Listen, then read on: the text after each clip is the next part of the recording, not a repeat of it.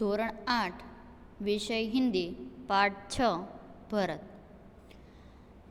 આ પાઠના લેખક છે રાજા લક્ષ્મણ સિંહ. राजा लक्ष्मण सिंह 1926 में आगरा में जन्मे राजा लक्ष्मण सिंह हिंदी, संस्कृत, अंग्रेजी, फारसी, बंगला और अरबी भाषा की भली भांति जानते थे. आ पाठना लेखक है राजा लक्ष्मण सिंह, जे 1926 अंदर आगरानी अंदर तेमनो जन्म थयो हतो.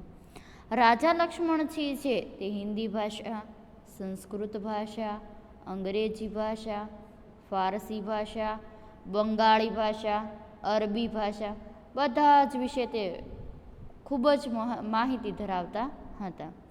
इनके अनेक पुस्तकों का अंग्रेजी और हिंदी में अनुवाद भी हुआ है. एनी घणा बधा पुस्तकों अंग्रेजी अने हिंदी विषयनी अंदर पण अनुवाद करेलू छे. कालिदास के अभिज्ञान शाकुंतलम, मेघदूत और रघुवंश के हिंदी अनुवाद पर इन्हें पुरस्कार दिया है. कालिदास जे तेमनो ग्रंथ है अभिज्ञान शाकुंतलम, मेघदूत, रघुवंश, आ जे ग्रंथो छे ए संस्कृत मांथी हिंदी में छे तेनु अनुवाद करेलू हतुं अने आ जे ग्रंथोनी उपर तेने पुरस्कार पण मळेला छे. जे राजा लक्ष्मणजी छे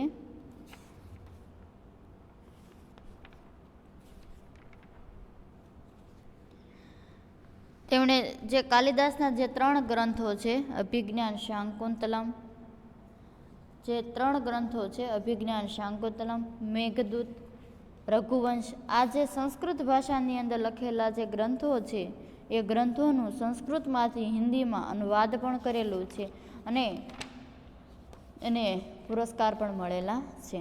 હવે આપણે થોડુંક કાલિદાસ વિશે માહિતી મેળવીએ.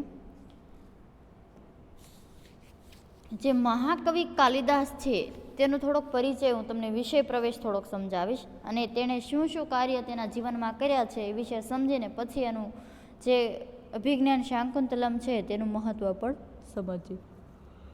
कालिदास संस्कृत भाषा के महाकवि थे. उनके बारे में ऐतिहासिक और भौगोलिक जानकारी प्रमाणित रूप से नहीं मिलती.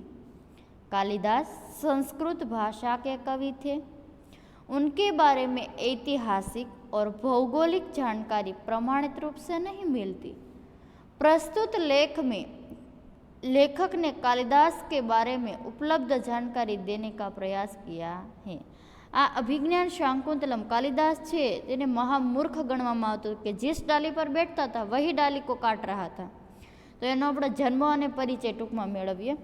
महाकवि कालिदास के जन्म स्थान के बारे में ठोस जानकारी का अभाव है, એટલે પૂરેપૂરી છે સચોટ માહિતી મળી શકતી ન હતી. कुछ विद्वान उनका जन्म 365 में तथा निधन 445 में मानते थे.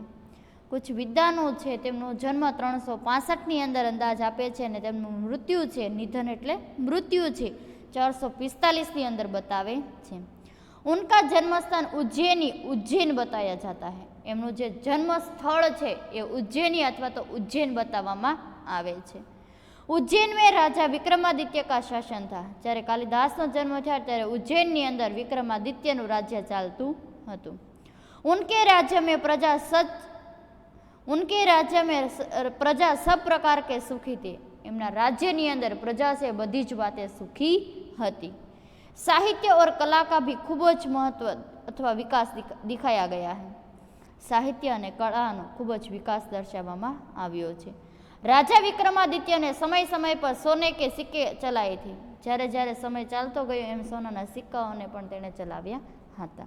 उनके प्रोत्साहन से संस्कृत भाषा की खूब उन्नति हुई. एना प्रोत्साहन थी संस्कृतનું महत्व जाण्યું અને સંસ્કૃત ભાષાની ઉન્નતિ પણ થઈ. મહામૂર્ખ કાલિદાસ કહેવામાં આવે છે ને જ્યારે તે કહે છે કે કાલિદાસ છે એ મહાકવિ કઈ રીતે બને છે તો એણે કયા કયા ગ્રંથો લખ્યા છે તો કાલિદાસની युवावस्था વિશે આપણે જાણીએ. कालिदास की युवावस्था ऐसा कहा जाता है कि युवावस्था तक कालिदास निरक्षर थे. જ્યારે યુવાન હતા ત્યાં સુધી કાલિદાસ છે તે નિરક્ષર એટલે અભણ હતા. वे जिस डाली पर बैठते उसी को काटते थे। जे डाળી પર બેસતા હતા એ જ ડાળીને તે કાપી રહ્યા હતા। હવે જ્યારે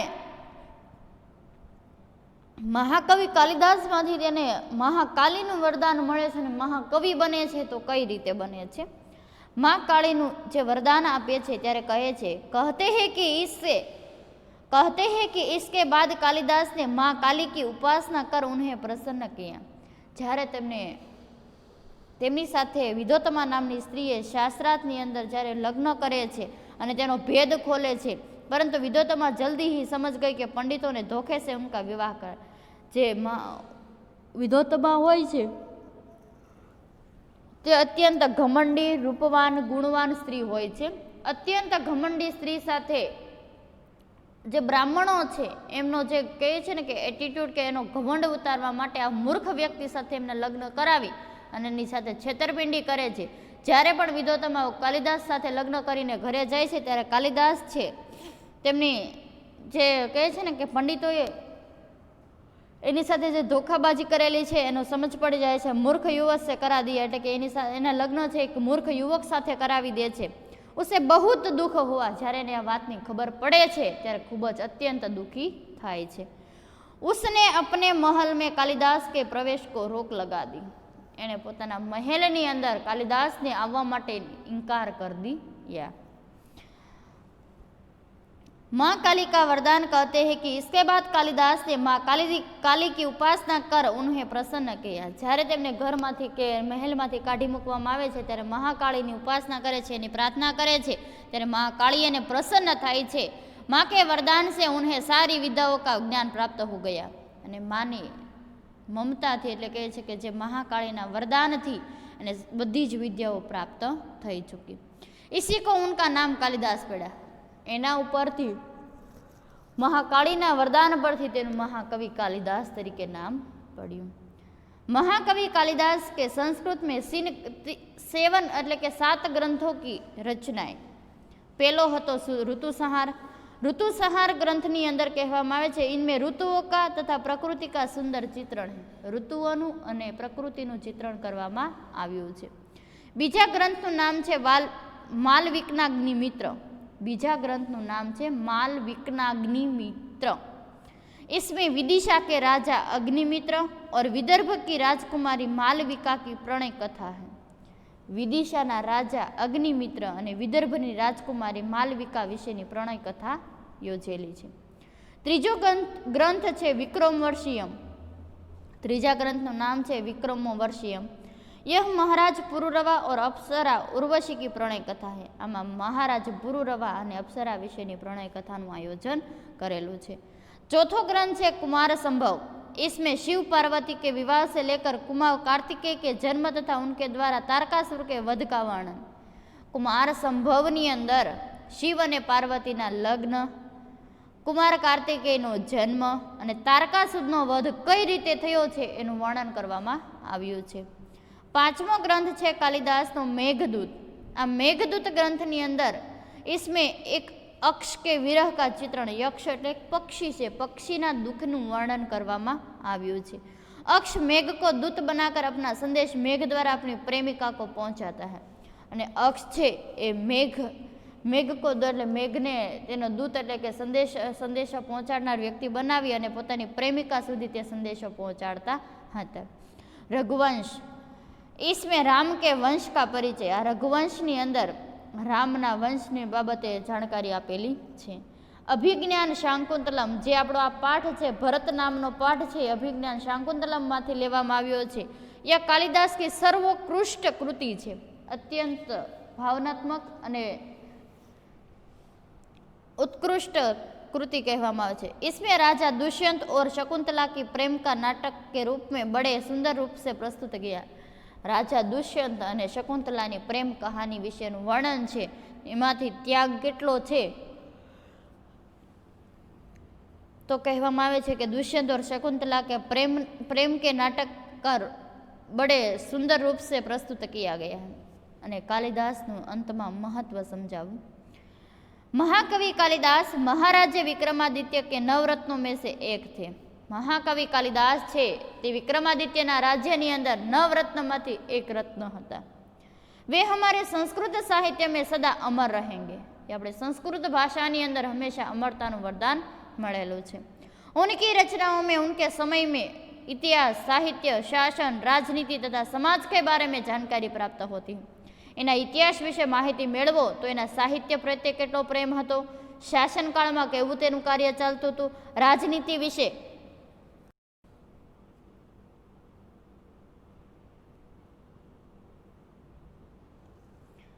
महाकवि कालिदास का महत्व है कि महाकवि कालिदास महाराजा विक्रमादित्य के 9 रत्नों में से एक थे. वे हमारे संस्कृत साहित्य में सदा अमर रहेंगे. उनकी रचनाओं में उनके समय के इतिहास, साहित्य, शासन, राजनीति, समाज के बारे में जानकारी प्राप्त होती है.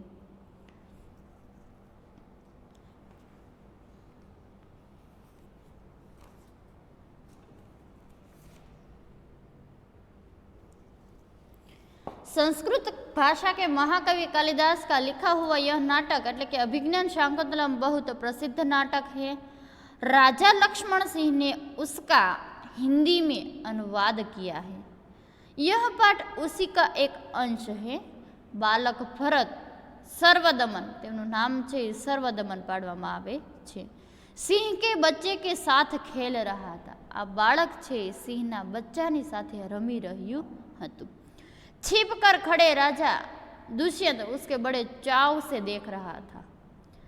झाड़नी पाछळ संताईने राजा दुष्यंत છે પ્રેમથી આ બાળકનું દ્રશ્ય જોઈ રહ્યા હતા.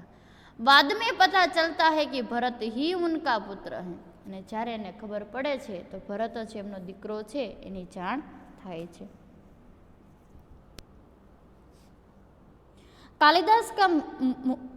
कालिदास द्वारा लिखित मूल नाटक अभिज्ञान शाकुंतलम का हिंदी में अनुवाद राजा लक्ष्मण सिंह ने किया था. कालिदासનું અભિજ્ઞાન શાકુંતલમ સંસ્કૃત ભાષામાંથી હિન્દી ભાષાની અંદર રાજા લક્ષ્મણસિંહે અનુવાદ કરેલું હતું. પ્રસ્તુત પાઠ એક ઉસી કા એક અંશ है. આ પાઠ છે એ નાટકનો એક ભાગ છે. ऋषि कर्णों के आश्रम में शकुंतला का पुत्र भरत सिंह शावक के साथ खेल रहा था. કર્ણ ઋષિના આશ્રમની અંદર શકુંતલાનો જે દીકરો છે ભરત એ સિંહના શાવક એટલે કે બચ્ચા સાથે રમી રહ્યું હતું. आश्रम में रहने वाली 2 तपस्विनियां बालक को रोकने का प्रयत्न कर थी. આશ્રમની અંદર રહેવાવાળી 2 જે તપસ્વીની સ્ત્રીઓ છે આ બાળકને રોકવાનો પ્રયત્ન કરી રહી હતી. રાજા દુષ્યંત छिपकर इस मनोहर दृश्य का आनंद ले. રાજા દુષ્યંત છે છુપાઈને આ મનોહર દ્રશ્યનું એટલે કે છે કે આનંદ લઈ રહ્યા હતા. બાલક કે પ્રતિ સહજ આકર્ષણ છે વે રોમાંચિત થે. બાળકના પ્રતિ જે આકર્ષણ છે તેનાથી રોમાંચિત હતા. ઉસે રહા નહીં ગયા બાલક કે પાસ પહોંચ ગયા. એનાથી રહેવાનું નહીં એટલે એ બાળક પાસે પહોંચે છે.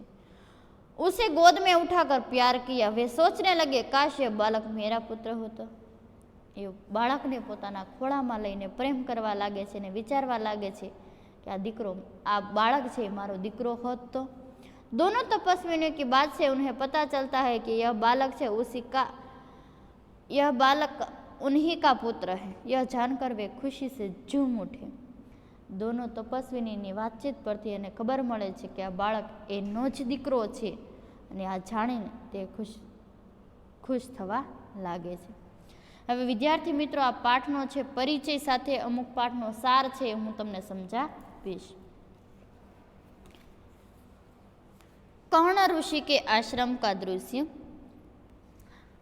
आश्रम में शकुंतला का पुत्र भरत एक सिंह शावक के साथ खेल रहा था.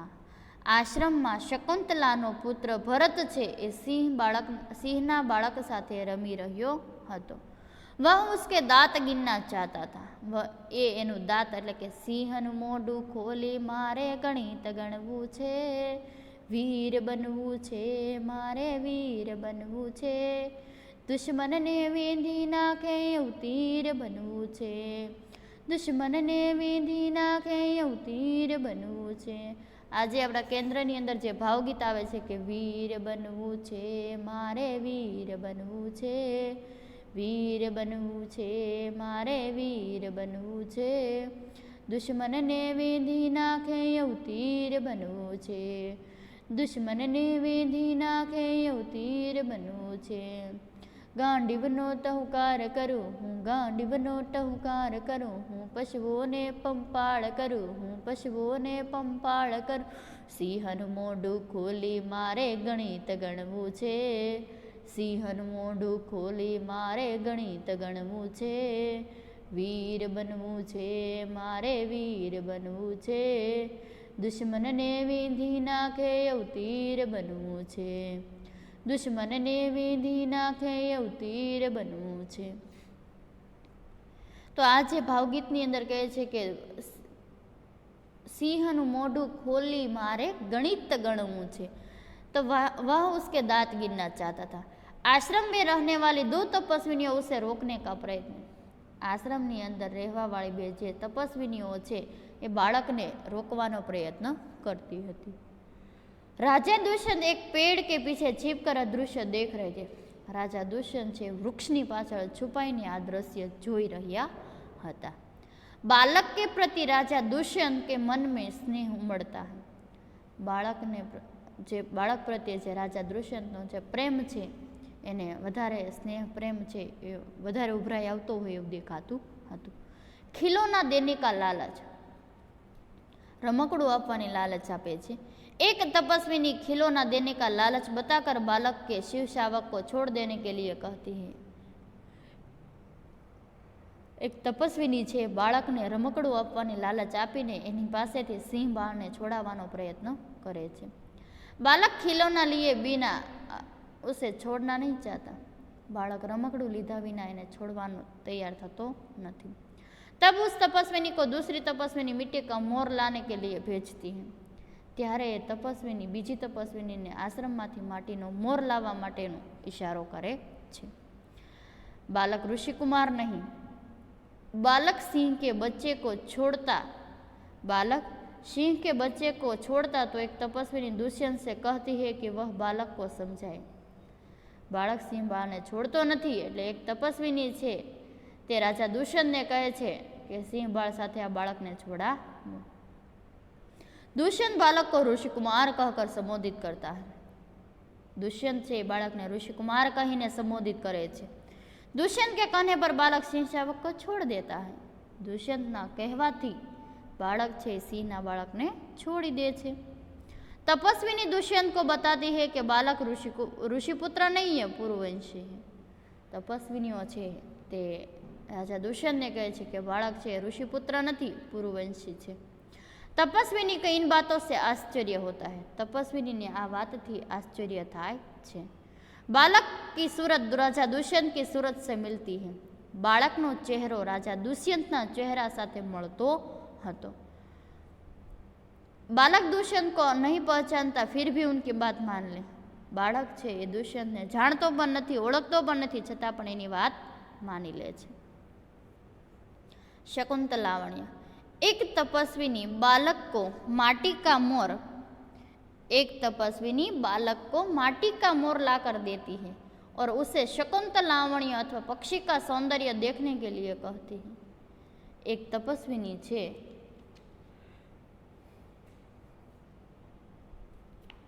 એ બાળકને માટીનો મોર લાવીને આપે છે અને કહે છે તેનું શકુંતલાવણી એટલે પક્ષીનું સૌંદર્ય છે, માટીની અંદર પક્ષી બનાવવામાં આવે. शकुंतला शब्द सुनकर बालक उसे अपनी माँ का नाम समझ लिया. शकुंतला शब्द सांभळी अने बालक पोतानी माँ याद आवती हो शकुंतला याद आवे छे ए रीते एनी सामे जुए छे. राजा दुष्यंत को अपनी पत्नी शकुंतला की याद आती है जिसका उन्होंने त्याग कर दिया था. आ सांभळीने राजा दुष्यंते પોતાની પત્ની શકુંતલાની યાદ આવે છે અને સ્મરણ કરે છે અને જેમણે જે સ્ત્રીનો એટલે કે પોતાની પત્નીનો જે ત્યાગ કર્યો હતો. रक्षाबंधन. सिंह शावक के साथ खेलते समय बालक की बांह से बंधा हुआ रक्षा का धागा रक्षाबंधन जमीन पर गिर जाता है. सिंह बाळनी साथे जे रमती वखते બાળકના હાથે બાંધેલો જે રક્ષાબંધનનો દોરો છે એ જમીન પર પડી જાય છે। दुष्यंत उसे उठा लेते हैं तो तपस्विनियों को बहुत अचरज होता है। दुष्यंत એને જ્યારે ઉપાડી લે છે ત્યારે તપસ્વિનીઓ ખૂબ જ આશ્ચર્ય પામે છે। वे बताती है कि इस रक्षाबंधन को बालक के माता पिता को छोड़कर इसे दूसरा कोई उठाए तो वह सांप बनकर उसे डस लेता है। आ रक्षाबंधन बाळकना माता पिता सिवाय कोई पण व्यक्ति उठावशे तो ते सांप बनीने तेने डसी एटले के करड़ी जशे। इस तरह ये निश्चित हो जाता है कि भरत या तो सर्वदमन नामक यह बालक दुष्यंत और शकुंतला का पुत्र ही है। आ रीते निश्चित थई जाय छे कि बालक सर्वदमन छे ते राजा दुष्यंत अने शकुंतलानो ज बाळक छे। विद्यार्थी मित्रों आना थोड़ा शब्दार्थ जोई लईए।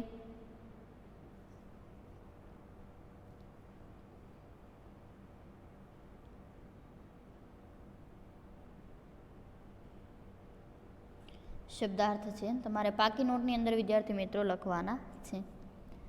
तपस्विनी तप करने वाली स्त्री। तपस्विनी तप करने वाली स्त्री।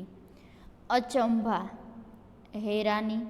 तपस्विनी तो तप करने वाली स्त्री, अचंभा तो हैरानी, हठीला तो जिद्दी, सर्वदमन सबका दमन करने वाला, दुष्यंत का पुत्र भरत नाम का बालक, उज्ज्वल चमकरा हुआ ध्वज, चक्रवर्ती सम्राट, समुद्र तक पृथ्वी को जीतने वाला, तुतले वचन अटपटे शब्द, जिठ जिद्दी, आचरण व्यवहार, बड़भागी बड़े भाग्य वाला, कुल वंश, वृद्धावस्था बुढ़ापा, जितेंद्रिय जिसने अपनी इंद्रियों को जीत लिया हो, नौहर शेर सिंह, देव पितर देव और पूर्वज, विवाहिता शादीशुदा स्त्री, परदेशी दूसरे देश का, शकुंतलावण्य माटी का मोर अथवा तो मिट्टी का सौंदर्य, वृत्तांत वर्णन हाल, मनोरथ मन की कामना इच्छा, ओट आड़ अवरोध, मुहावरे, बात कान पर नहीं धरना, बात कान पर नहीं धरना, अनसुना करना, धोखा खा जाना, सच्ची बात को समझ न पाना, मूर्ख बनना। विद्यार्थी मित्रों पाकी नोटनी अंदर तमारे शब्दार्थ अने मुहावरे छे ए लखवाना छे अने एना परथी तमने पाठनी अंदर जे पाठ भाग 2 नी अंदर समजूती आपवामां आवशे ए समजूती साथे तमने प्रश्नना जवाब समज पड़शे।